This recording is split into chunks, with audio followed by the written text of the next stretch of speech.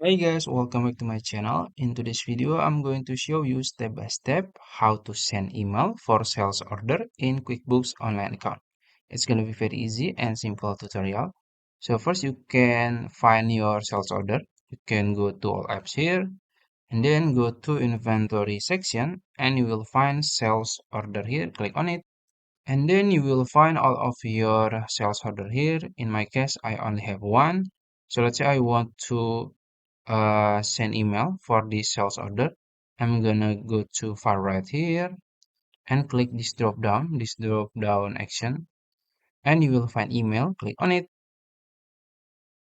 Now you can see you can send email for sales order.